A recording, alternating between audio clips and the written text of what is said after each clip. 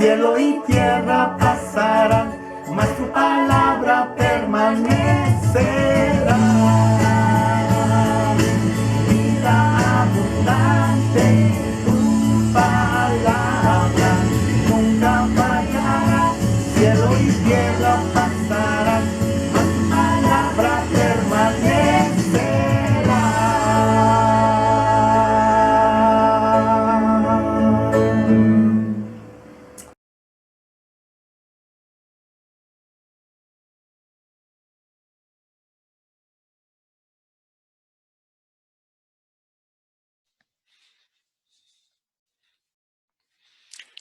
Queridas iglesias hermanas que estamos reunidos, siguiendo estudiando la epístola a los Efesios, para mí es un privilegio y ha sido una bendición profundizar en estos versículos de esta epístola tan grandiosa que nos muestra cada vez más qué es la vida en Cristo, cuál es nuestra posición como creyentes delante de Dios y nos muestra todas las bendiciones que la Trinidad le ha dado a la iglesia.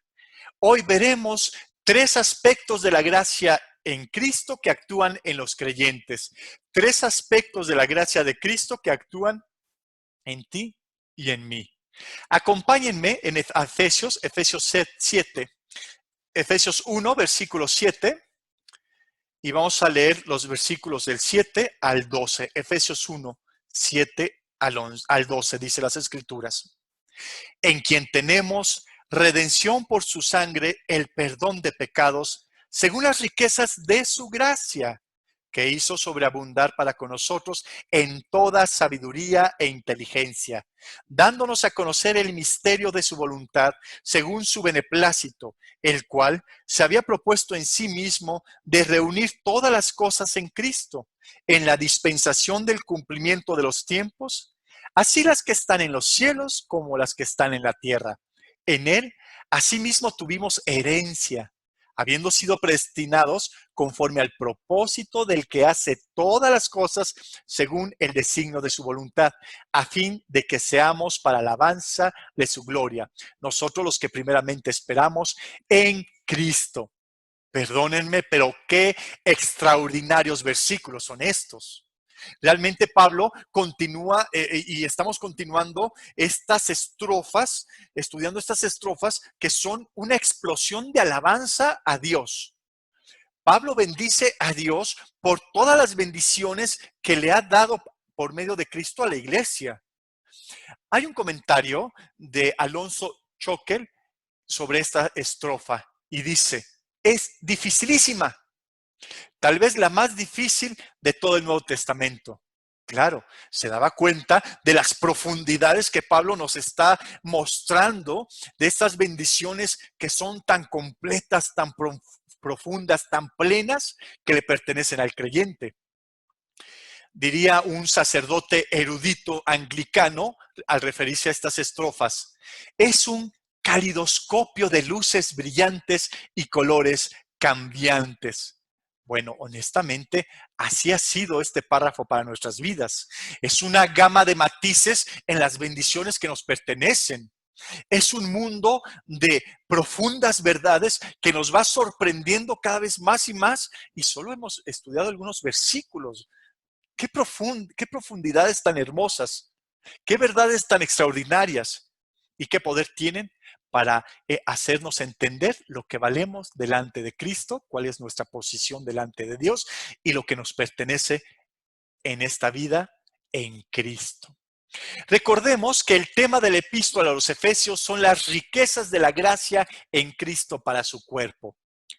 Hemos estado aprendiendo acerca de las gloriosas riquezas que le pertenecen a los creyentes que están unidos a Cristo.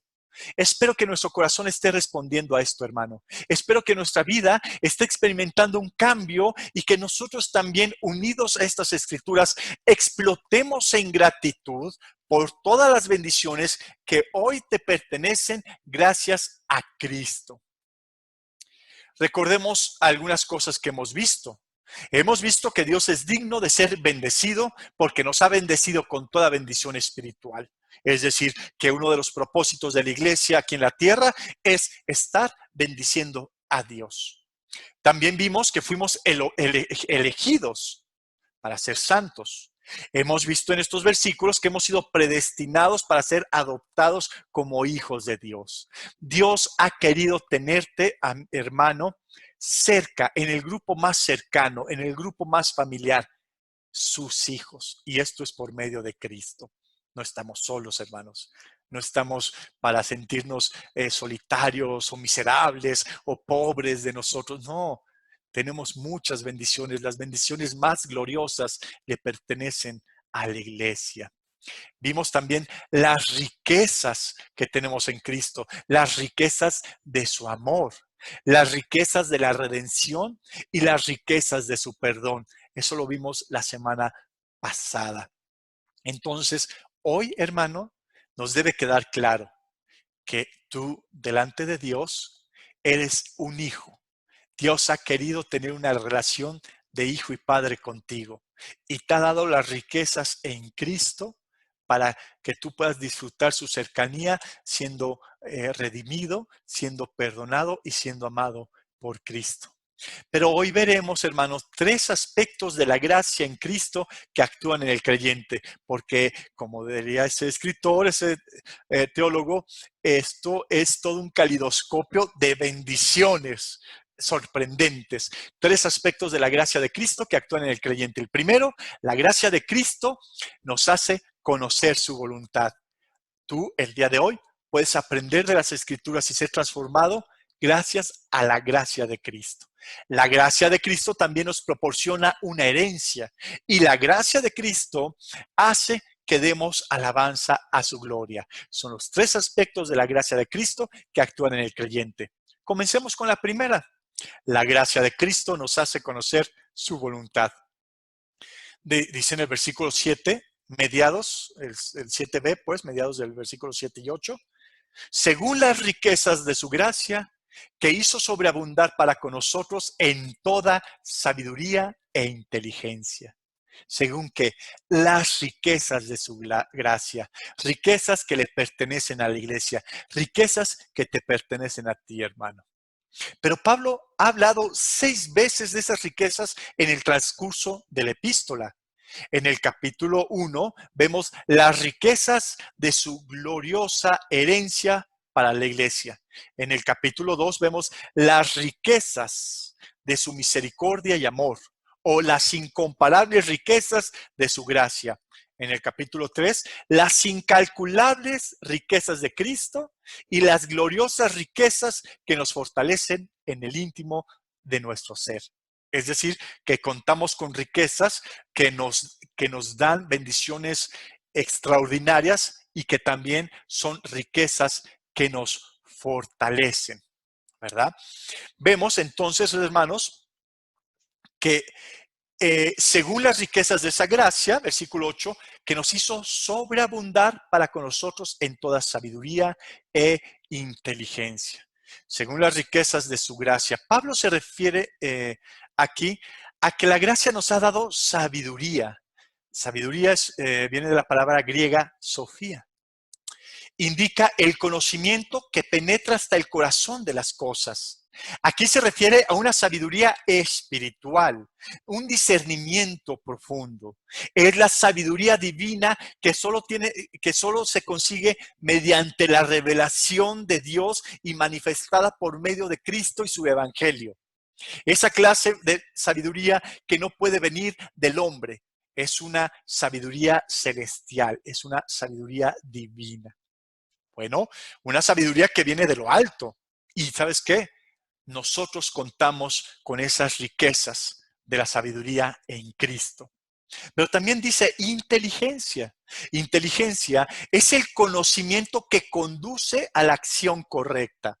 Es el entendimiento que viene de poner nuestros pensamientos en la obra de Cristo, es decir, ponernos los lentes del Evangelio, y eso nos lleva a practicar una vida santa, recta y que a Dios le honra. Es ver a través de estos lentes de Cristo que todo este mundo que todos estos problemas, que todas las necesidades tienen una solución y que esa solución se encuentra en la obra y persona de Cristo. Esta sabiduría es el conocimiento en acción, pues. Es la habilidad de aplicar el conocimiento espiritual en hechos. Bueno, tú cuentas con eso gracias a la gracia de Cristo. Esto es lo que hace la gracia de Dios en nuestras vidas. Es la sabiduría que nos hace actuar de forma santa. Pero ¿sabes qué? Nos dice que sobreabunda. En la Biblia Dios habla hoy, dice, pues Dios ha hecho desbordar sobre nosotros las riquezas de su generosidad. Es decir, Dios que es generoso, nos ha dado en abundancia las riquezas de su conocimiento, la de la sabiduría e inteligencia. ¡Wow! Tenemos, gracias a la gracia de Cristo, el poder profundizar en estas verdades tan especiales. Dice en Primera de Timoteo 1, versículo 14, Primera de Timoteo 1, 14. Pero la gracia de nuestro Señor fue más abundante con la fe y el amor que es en Cristo Jesús. De nuevo, aquí la palabra abundante, porque cuando Dios nos bendice por medio de su gracia, sus bendiciones son abundantes, se derraman. La forma de bendecir, de que somos bendecidos por Dios, no es que Dios bendícenos ahí con un poquito de lo que te sobre, no. Dios es generoso en sus bendiciones para la iglesia y son las bendiciones que tú cuentas, hermano. Bendiciones generosas de parte de Dios. Entonces la idea de las riquezas abundantes de la gracia de Dios no solo da sabiduría e inteligencia. En estos versículos de Timoteo habla de fe y amor. Es más, las riquezas de la gracia de Dios, al igual que el amor, santidad, poder y todas las demás, son atributos, son ilimitadas. Las riquezas de las bendiciones de la gracia de Dios para su iglesia son ilimitadas. En pocas palabras, hermano, tú eres bendecido ilimitadamente por Dios. Estamos viviendo en una cuarentena. Estamos viviendo tiempos difíciles. Sí, México está viviendo de los tiempos más difíciles, pero bueno, no solo México, el mundo entero. Pero ¿sabes qué? Tú estás rico con todas las riquezas espirituales de la gracia de Cristo. Somos muy bendecidos, mis queridos hermanos. Dice en Colosenses 1:9, Colosenses 1:9. Por lo cual, también nosotros, desde el día que hoy los oímos, no cesamos de orar por vosotros y de pedir que seáis llenos del conocimiento de su voluntad en toda sabiduría e inteligencia espiritual. Pablo ora porque esa inteligencia y sabiduría espiritual, los hermanos estén llenos, completos, porque sabía Pablo, las bendiciones de Dios son para llenar a los hermanos, pues entonces que los hermanos se llenen del conocimiento y de la sabiduría espiritual. ¿No anhelas estar lleno de esa sabiduría, hermano? Pues tienes las riquezas de su gracia para conocer las escrituras, para profundizar en ella. Apártate tiempos en esta cuarentena, hermano, para estudiar la Biblia. Si estás en tu trabajo, apártate tiempos en la hora de la comida para estudiar las escrituras. Si te toca ir, bueno, tal vez muchos no estamos saliendo, pero cuando esto se recupere, si Dios lo permite, en el transcurso de tu casa al trabajo, profundiza en estas verdades. Cuando te levantas, meditemos de día y de noche en la palabra de Dios, ya que gracias a su gracia podemos tener sabiduría y inteligencia espiritual para conocer su voluntad. Hermanos, practiquemos esto. Dios nos perdona, nos aleja del pecado, restaura nuestra vida, nos aleja del pecado que nos ha esclavizado y distorsionado nuestra visión de Dios. Pero no solo hace eso, nos da herramientas para seguir una vida santa, dándonos sabiduría e inteligencia para abordar su voluntad. Y nos la ha dado de forma desbordada. Entonces disfrutemos de su palabra, hermanos. Como creyentes podemos tener una comprensión hasta donde nos lo permite nuestra naturaleza de quién es Dios, de su voluntad, de la obra de Cristo. Tenemos un tesoro y nos ha dado la manera de disfrutar ese tesoro. Dios por medio de su gracia, que es la sabiduría, que es la inteligencia y que es su palabra. ¿Qué estás haciendo con esas riquezas abundantes de la gracia de Cristo, hermano? ¿Estás aprovechándolas? Y amigo que estás escuchando esta clase, ¿hasta cuándo vas a estar rechazando las riquezas de conocer a Dios por medio de la palabra? Te invito a que te pongas en contacto con las iglesias de Cristo y podamos estudiar juntos las Escrituras y puedas descubrir este evangelio tan hermoso, la obra salvífica de Cristo, que puedas desarrollar fe que viene de Dios, que puedas arrepentirte y volverte a este Dios que te ama, amigo mío. En el versículo 9 y 10 sigue el apóstol Pablo, dándonos a conocer el misterio de su voluntad según su beneplácito, el cual se había propuesto en sí mismo de reunir todas las cosas en Cristo, en la dispensación del cumplimiento de los tiempos, así las que están en los cielos como las que están en la tierra. Dice Pablo, dándonos a conocer que el misterio de su voluntad. Es un misterio conocido por Dios, pero también conocido por todos aquellos que están en Cristo, porque Dios se los ha revelado. Es un misterio que tiene que ser revelado por Dios. Y es el Evangelio. El Evangelio revela el plan eterno de Dios. Y ese plan eterno de Dios que nos revela el Evangelio es Cristo. Cristo uniendo a toda una humanidad, haciéndola un nuevo hombre para alabanza y gloria de su nombre. Dice, dándonos a conocer el misterio de su voluntad, de reunir todas las cosas en Cristo en la dispensación.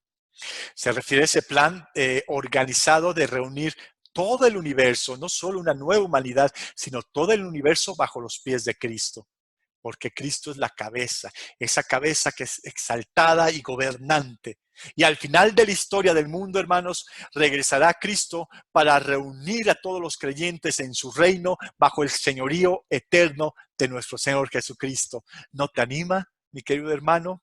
Bueno, estamos estudiando 3 aspectos de la gracia en Cristo que actúan en el creyente. Ya vimos ese primer aspecto. La gracia en Cristo nos hace conocer su voluntad. Pero también veremos que la gracia en Cristo nos proporciona una herencia. La gracia en Cristo te da una herencia, hermano. Versículo 11, Efesios 1:11. En él, asimismo, tuvimos herencia, habiendo sido predestinados conforme al propósito del que hace todas las cosas, según el designio de su voluntad. En él, dice Pablo, así empieza este versículo, en él. ¿A quién se refiere? Recordemos versículos anteriores, versículo 6, en el amado. ¿Y quién es el amado? Pues nada más y nada menos que nuestro Señor Jesucristo. Cristo es quien será reunidas todas las cosas del universo a sus pies. Él es en él.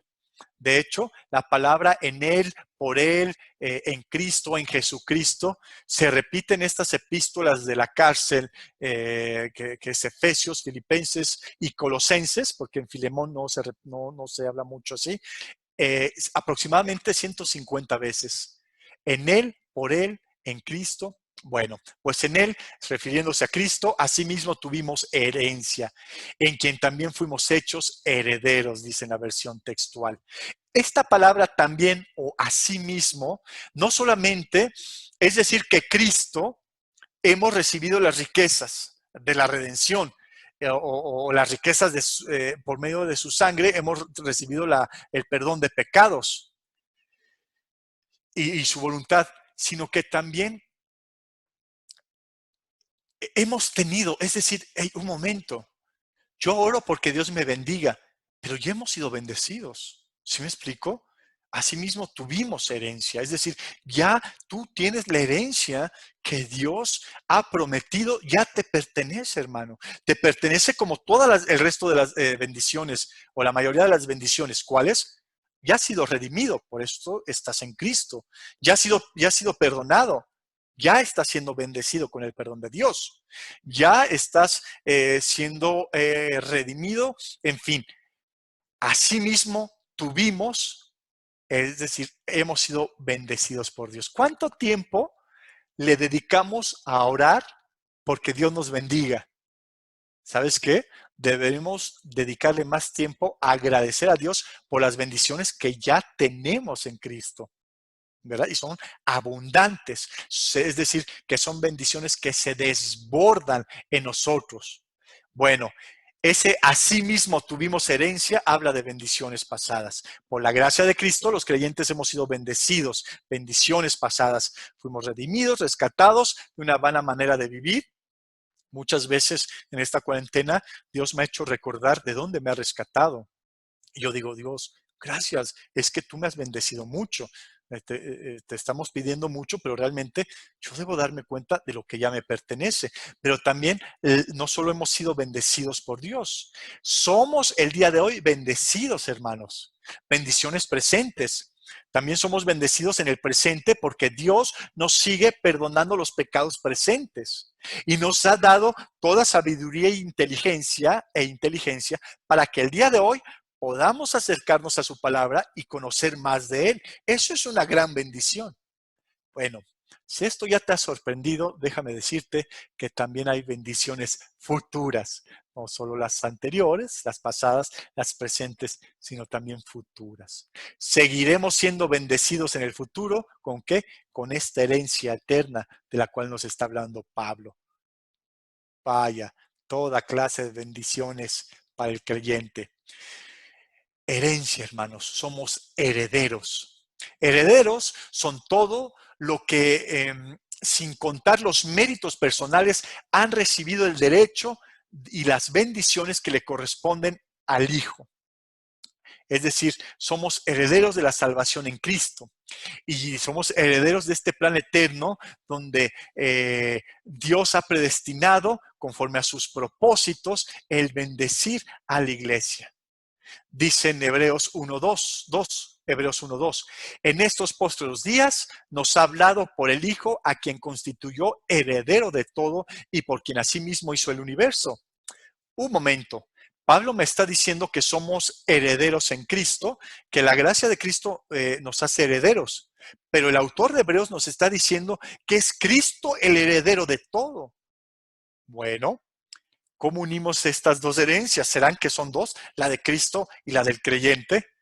Dice en Romanos 8:17, y si hijos, también herederos, herederos de Dios y coherederos con Cristo, si es que padecemos juntamente con Él, para que juntamente con Él seamos glorificados. ¡Wow! Somos coherederos de Cristo. Es la misma herencia, pero ahora nos hace partícipes Cristo de su herencia. Cristo es la fuente y fundamento de las bendiciones futuras del creyente, hermano. Nuestra bendición está asegurada en el futuro gracias a Cristo. Y así debemos abordar esta etapa que estamos viviendo, hermanos. Tenemos grandes bendiciones y una herencia eterna.